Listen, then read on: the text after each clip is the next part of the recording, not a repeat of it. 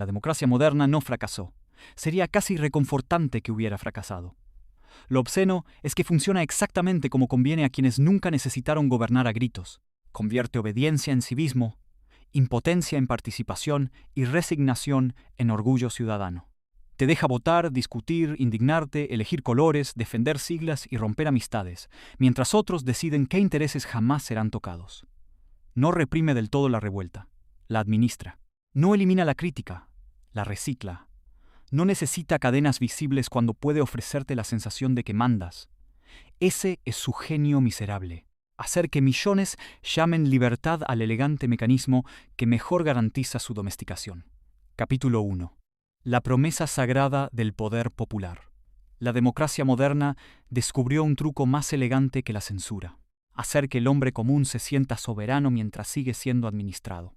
Ya no hace falta aplastarlo con botas. Basta con invitarlo a una liturgia cívica donde deposita una papeleta y sale convencido de haber rozado el timón de la historia. Schumpeter ya había desmontado esa fantasía con frialdad. El pueblo no gobierna, apenas escoge qué grupo competirá por gobernarlo. Pero el rito funciona porque ofrece algo más valioso que poder real: dignidad simbólica. En una sociedad que trata a la mayoría como fuerza de trabajo, consumidor endeudado y dato estadístico, votar se convierte en el breve carnaval donde el nadie puede fingir que por un instante fue alguien. La genialidad del sistema no está en mentir de forma burda, sino en organizar una ilusión emocionalmente habitable.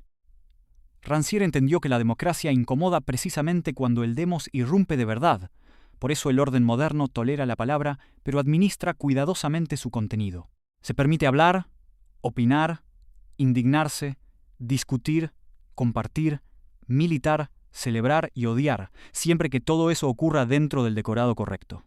El ciudadano cree participar en la construcción del mundo, cuando en realidad participa en su legitimación. No toca las estructuras que distribuyen riqueza, influencia, información o impunidad. Toca apenas la superficie ceremonial del sistema.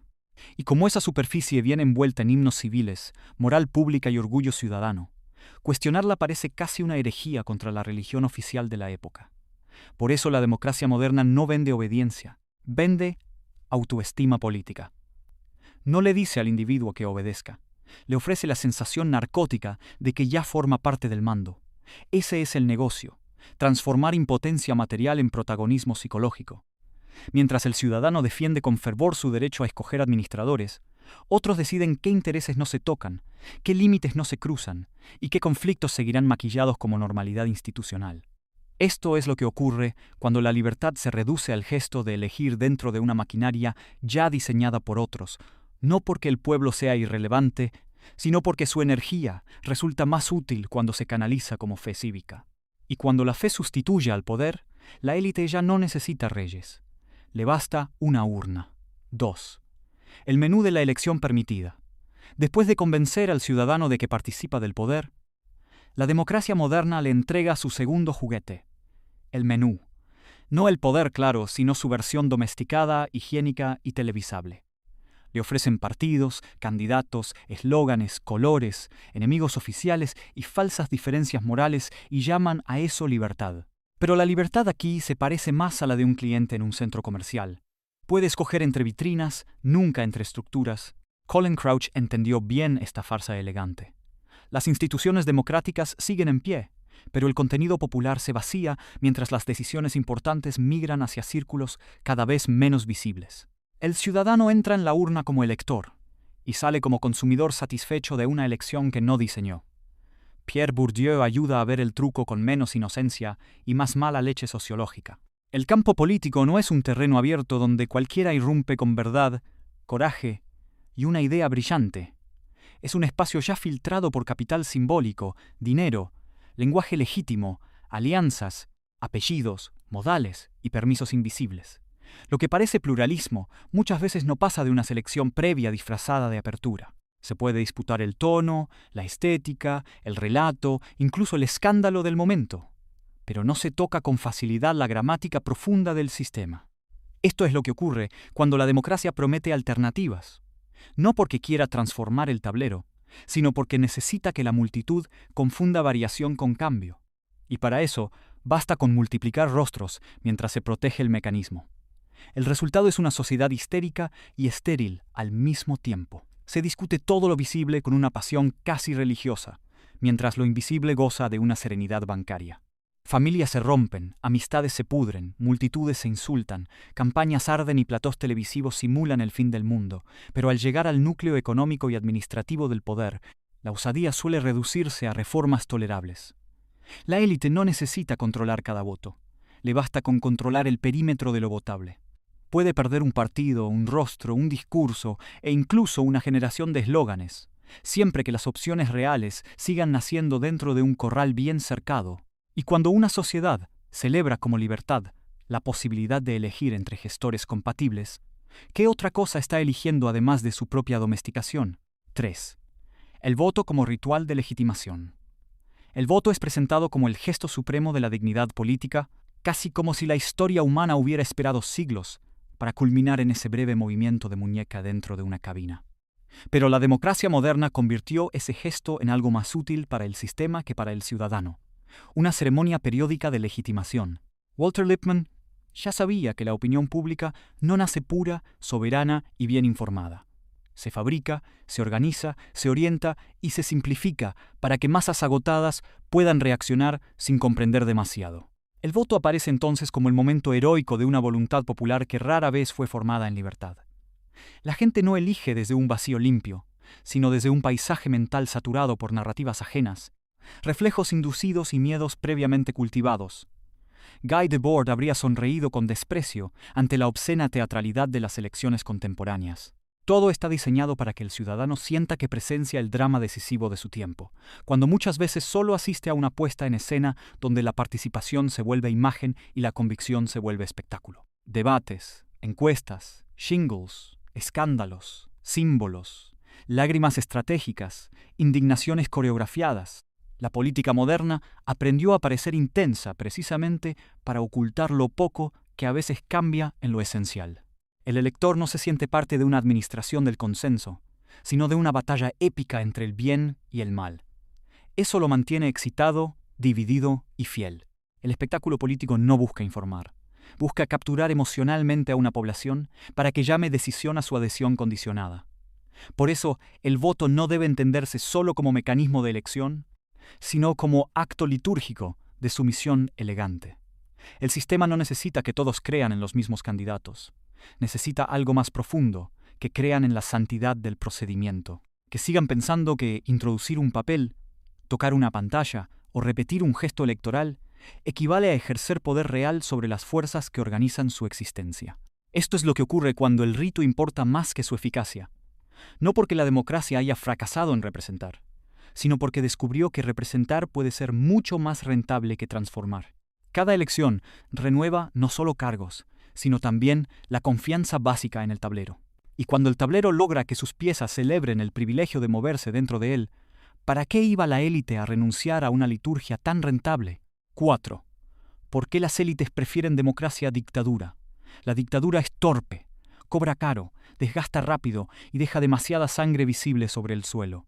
Necesita censura explícita, enemigos definidos, soldados en la calle y una tensión constante que vuelve al poder menos rentable de lo que aparenta. La democracia moderna, en cambio, ofrece algo mucho más sofisticado: obediencia con consentimiento, explotación con legitimidad y continuidad con apariencia de cambio. Gaetano Mosca entendió hace tiempo que toda sociedad termina organizada entre una minoría que dirige y una mayoría que es dirigida. La diferencia no está en si existe élite, sino en la calidad de su camuflaje. La democracia liberal perfeccionó ese arte. Ya no obliga a la masa a callar, la invita a hablar sin tocar nada esencial, y así convierte la dominación en procedimiento respetable. Robert Michaels llevó esa humillación intelectual todavía más lejos.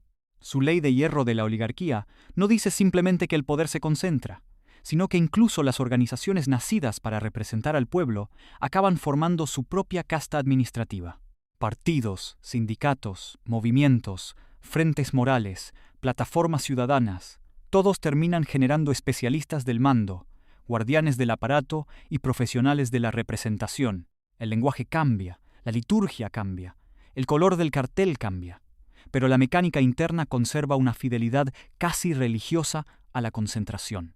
Esto es lo que ocurre cuando la democracia se vuelve una máquina de gestión de masas. No porque haya sido traicionada por individuos corruptos, sino porque su propia complejidad institucional favorece la aparición de intermediarios que hablan en nombre de todos mientras aprenden, muy rápido, a vivir por encima de todos. Por eso la élite inteligente prefiere la democracia. No necesita eliminar el conflicto, solo administrarlo. No necesita silenciar a la multitud, solo fragmentarla. No necesita prohibir la crítica, solo asegurarse de que nunca llegue armada hasta el núcleo real del poder. La dictadura asusta y provoca resistencia. La democracia entretiene, divide, absorbe y legitima. Es menos épica, menos escandalosa y muchísimo más rentable. Permite que la minoría organizada siga mandando mientras la mayoría discute si el problema es el rostro equivocado, el partido equivocado o el escándalo equivocado. Así el sistema conserva su prestigio moral incluso cuando produce desigualdad obscena, frustración cíclica y una sensación crónica de impotencia administrada.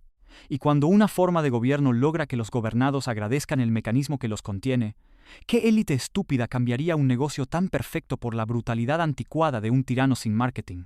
5. Dinero, campaña y acceso anticipado al poder. La democracia moderna adora repetir que todos los ciudadanos valen lo mismo frente a la urna, como si esa igualdad formal pudiera sobrevivir intacta al olor del dinero. Pero el poder no empieza el día de la votación. Empieza mucho antes, cuando alguien decide quién tendrá visibilidad, estructura, asesores, tiempo de pantalla, maquinaria territorial y oxígeno financiero para parecer viable. Wright Mills entendió que las élites no gobiernan solo porque tienen riqueza, sino porque ocupan las posiciones desde donde riqueza, política e influencia dejan de ser esferas separadas y se vuelven una sola cosa. El ciudadano común entra tarde a la fiesta y encima cree que lo invitaron por respeto. Cuando llega la elección, gran parte del menú ya fue cocinado, financiado y decorado por intereses que jamás se someten al voto.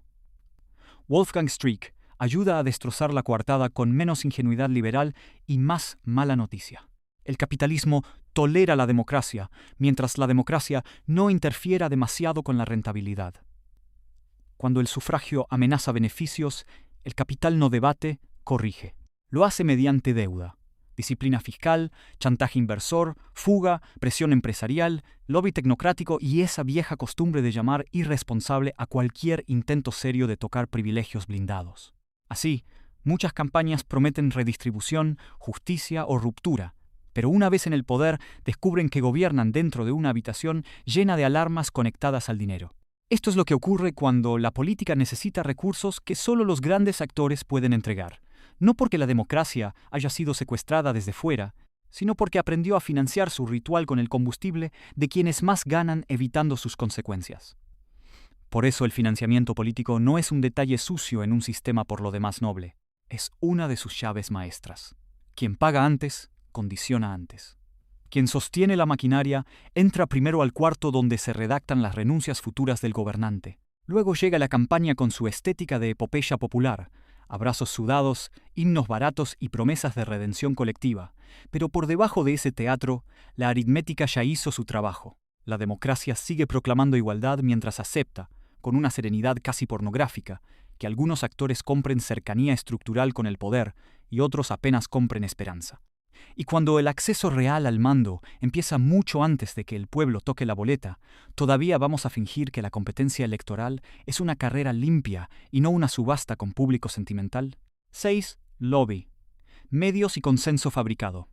La democracia moderna presume transparencia mientras perfecciona formas cada vez más elegantes de opacidad. Ya no hace falta comprar gobiernos con maletas oscuras en habitaciones de hotel.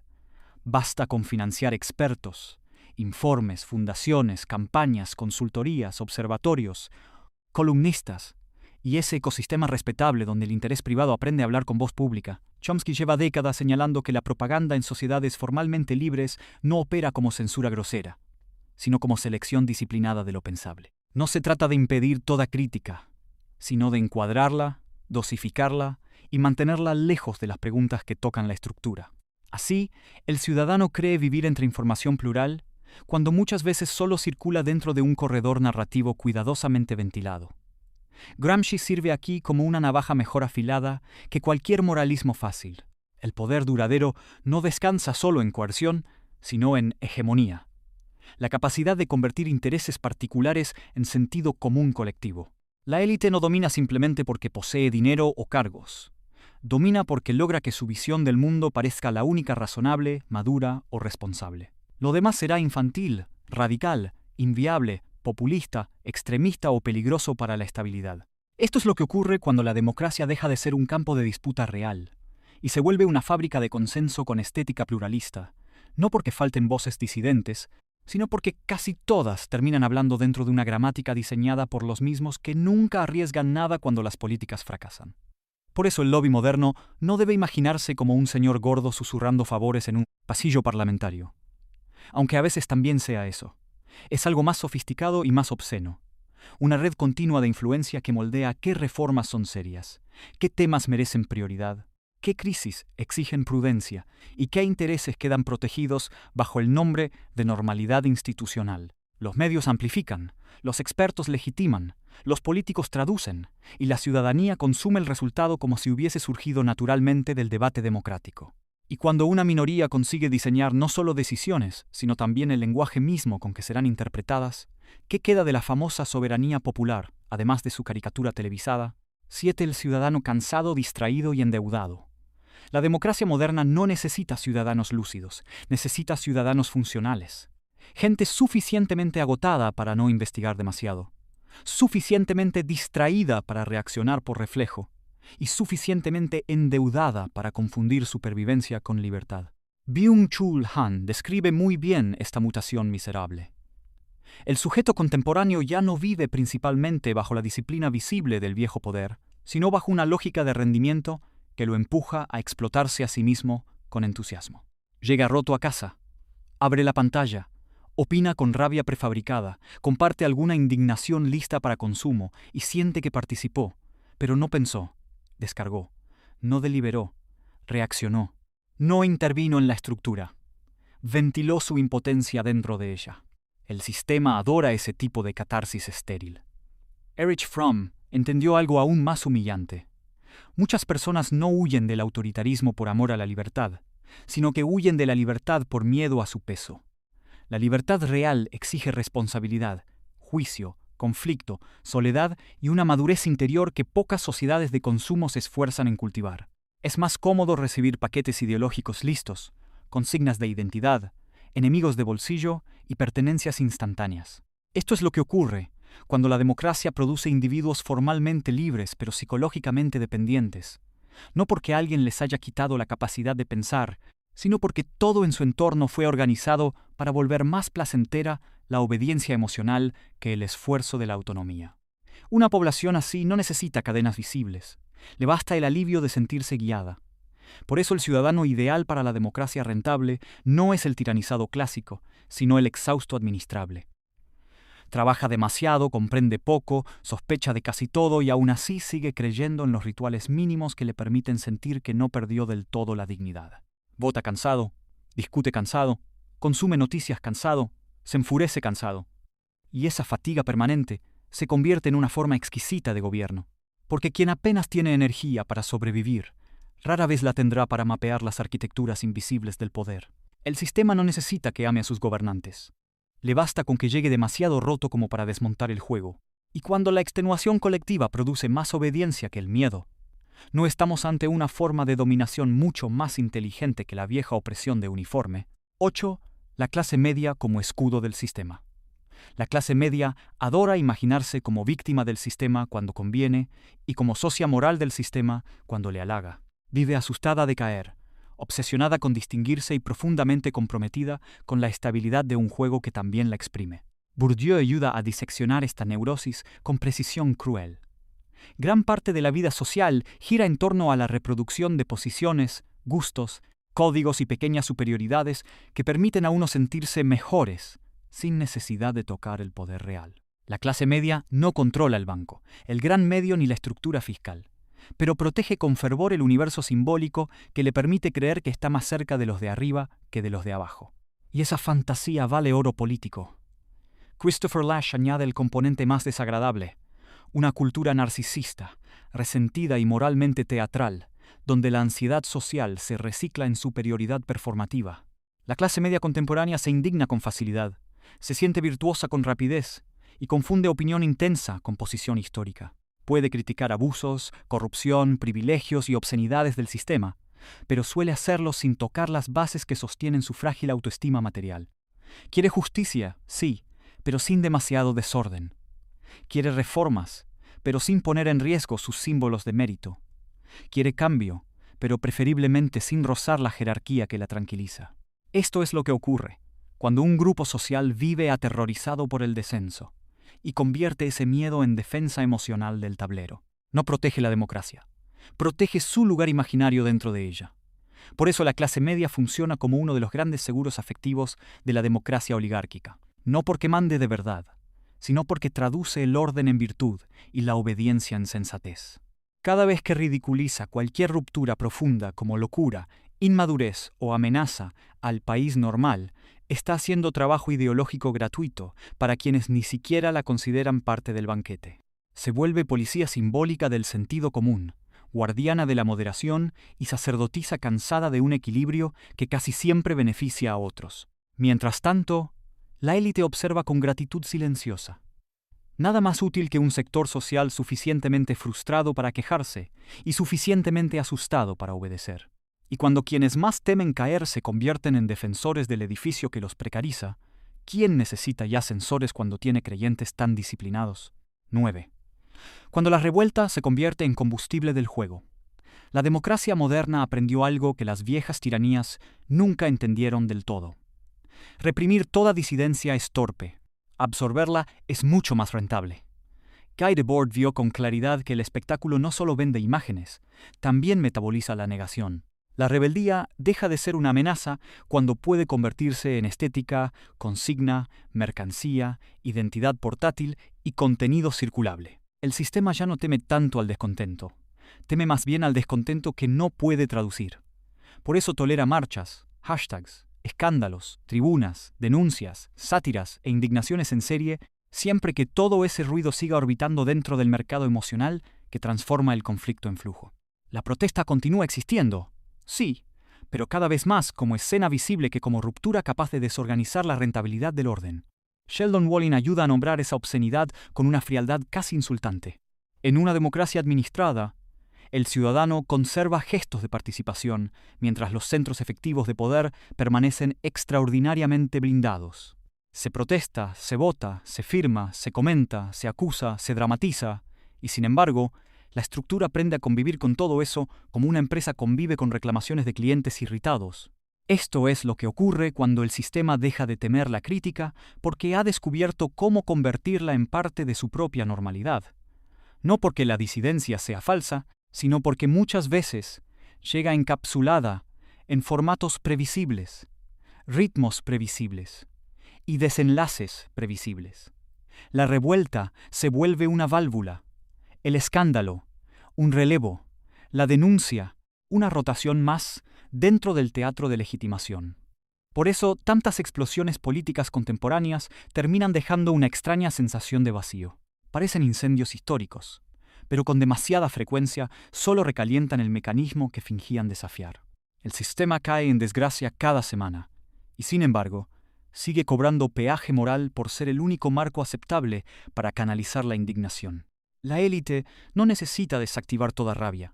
Le basta con asegurarse de que la rabia se consuma a sí misma en visibilidad, tribalismo, fatiga y repetición. Cada estallido sin traducción estructural acaba confirmando que la ciudadanía todavía cree que gritar dentro del escenario equivale a romper el escenario. Y cuando una forma de poder consigue convertir incluso su propia crítica en energía reciclable, ¿no estamos ya ante la fase más humillante del dominio moderno? 10. El negocio perfecto. Todos participan, pocos mandan. Al final, la grandeza siniestra de la democracia moderna no está en haber eliminado la desigualdad política, sino en haberla vuelto compatible con una cultura de participación masiva. Sheldon Walling entendió que el problema ya no es solo quién gobierna, sino la forma en que la ciudadanía es mantenida en una movilización superficial, constante y perfectamente inocua para los centros reales de decisión. La gente opina sin parar, Reacciona sin descanso, vota periódicamente, se indigna por turnos y siente que forma parte de una conversación histórica, mientras el núcleo del poder permanece cada vez más profesionalizado, tecnificado, blindado y distante. El resultado es una sociedad hiperactiva en la superficie y dócil en la profundidad, mucho movimiento, poca incidencia, mucha participación, poco mando, mucha democracia, poco demos. Colin Crouch ofrece el nombre más limpio para esta criatura: postdemocracia. Las instituciones permanecen, los rituales continúan, las elecciones se celebran, los discursos morales se repiten, pero la energía popular ya no organiza realmente la dirección del sistema. Organiza, en el mejor de los casos, la atmósfera. Se puede alterar el clima, rara vez la arquitectura. Esto es lo que ocurre cuando la política se transforma en administración competitiva de consensos previamente estrechados, no porque los ciudadanos hayan desaparecido, sino porque han sido progresivamente desplazados hacia un papel teatral. Espectadores ruidosos de un guión cuyos límites no escriben. El pueblo sigue entrando en escena, pero sobre todo para ratificar, comentar y simbolizar. Decide algo, sí, pero casi nunca decide lo suficiente como para poner nerviosos a quienes llevan décadas viviendo de que nada esencial se mueva demasiado. Y ahí está el verdadero negocio. La élite ya no necesita justificar abiertamente sus privilegios mediante sangre, abolengo o fuerza desnuda. Le basta una maquinaria que convierta subordinación en civismo, impotencia en participación y continuidad oligárquica en madurez institucional. El ciudadano agradece el derecho a intervenir en un tablero cuyos bordes no controla, y encima llama fanatismo a cualquiera que señale la trampa con demasiada precisión. Esa es la victoria final del sistema. No solo concentrar el poder, sino lograr que la mayoría experimente esa concentración como normalidad democrática. Todos participan, pocos mandan, y casi nadie se atreve a formular el problema sin sentirse culpable, exagerado o peligrosamente lúcido. Y cuando una civilización consigue que la dominación parezca inclusión, ¿qué élite renunciaría voluntariamente al mejor negocio político jamás inventado? La democracia moderna se volvió el negocio perfecto para las élites porque ya no necesita imponerse con brutalidad. Le basta con parecer inclusiva. Permite votar, opinar, protestar y elegir rostros distintos, mientras los intereses realmente decisivos siguen blindados detrás del lenguaje técnico, la financiación, la influencia y la gestión. El ciudadano participa, sí, pero casi siempre en la superficie. La estructura profunda permanece lejos de su alcance. Ese es el gran triunfo del sistema. Transformar la dominación en procedimiento, la impotencia en civismo y la desigualdad política en normalidad institucional. No abolió el poder de las minorías organizadas. Lo hizo más elegante, más estable y más rentable. Y así logró algo todavía más humillante: que muchos confundan su propia administración con libertad.